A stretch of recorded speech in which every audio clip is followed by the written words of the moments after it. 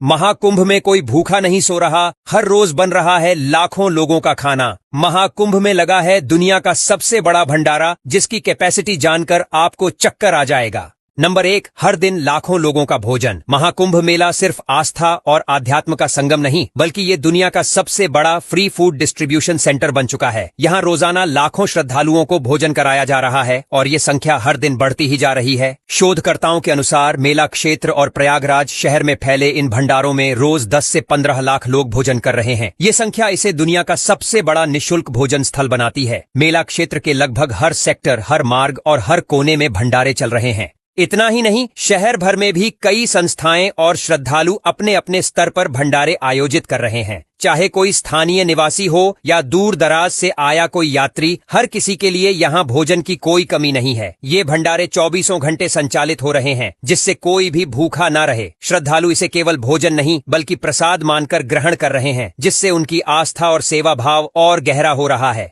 Number 2, खाने का इंतजाम। इस भंडारे का सबसे दिलचस्प हिस्सा इसका अद्भुत भोजन प्रबंधन है। इतने बड़े स्तर पर भोजन बनाना किसी अजूबे से कम नहीं है। यहाँ रोजाना 20 लाख आलू की सब्जी बनाई जा रही है, जिसे श्रद्धालु प्रेम से ग्रहण कर रहे हैं। इसके अलावा 50 कुंतल चावल की खीर हर दिन तैयार की जा रही है, जो श्रद्धालुओं के लिए मिठास का प्रतीक बनी हुई है। भोजन सिर्फ यहीं तक सीमित नहीं है, बल्कि इसमें कई ट्रेडिशनल डिशेस भी शामिल हैं, जैसे पूड़ी, कचौड़ी, हलवा, खिचड़ी, चावल और कढ़ी।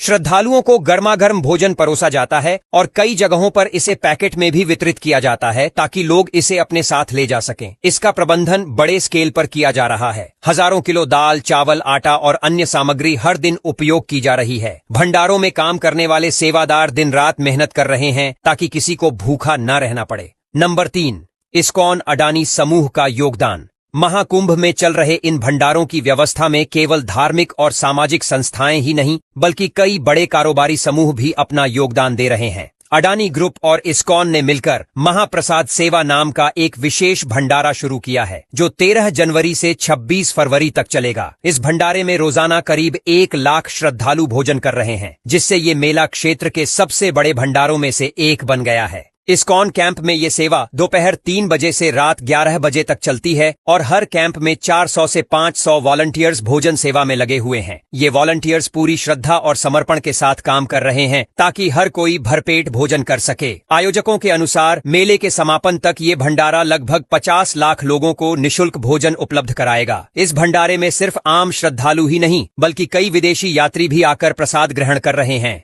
नंबर 4, पूरे प्रयागराज में भंडारे। महाकुंभ मेला क्षेत्र तक ही सीमित नहीं, बल्कि प्रयागराज के कई हिस्सों में भी निःशुल्क भोजन वितरण किया जा रहा है। विभिन्न धार्मिक संस्थाएं और संगठनों ने तुलाराम बाग, ओम नमः शिवाय आश्रम, अक्षय पात्र फाउंडेशन और अन्य स्थानों पर अलग अलग भंडारे लगाए हैं। खास मौकों पर, जैसे पौष पूर्णिमा, मकर संक्रांति और मौनी अमावस्या, शहर के हर चौराहे, हर गली और हर मंदिर के पास श्रद्धालुओं के लिए विशेष भंडारे आयोजित किए गए। हजारों लोग यहाँ प्रसाद ग्रहण कर रहे हैं और इसे एक आध्यात्मिक अनुभव के रूप में देख रहे हैं। इसके अलावा कई भक्तों और व्यापारिक संगठनों ने मोबाइल भंडारों की भी शुरुआत की है। इनमें भोजन के पैकेट्स तैयार करके जरूरतमंदों को वितरित किए जा रहे हैं, जिससे वे कहीं भी रहते हुए भोजन पा सकें। इस तरह प्रयागराज शहर सेवा और भाईचारे का जीता जागता उदाहरण बन चुका है, जहाँ कोई भी भूखा नहीं सो रहा। नंबर 5, भक्ति और टेक्नोलॉजी का मेल। इस बार महाकुंभ में भक्तों ने टेक्नोलॉजी का भी शानदार इस्तेमाल किया है। आधुनिक युग के युवाओं ने एक ऑनलाइन ग्रुप बनाया है, जिसमें श्रद्धालु एक दूसरे को जानकारी देते हैं कि कौन से भंडारे में कौन सी डिश परोसी जा रही है। अब भक्तों को लंबी कतारों में खड़े होकर मेन्यू देखने की जरूरत नहीं पड़ती।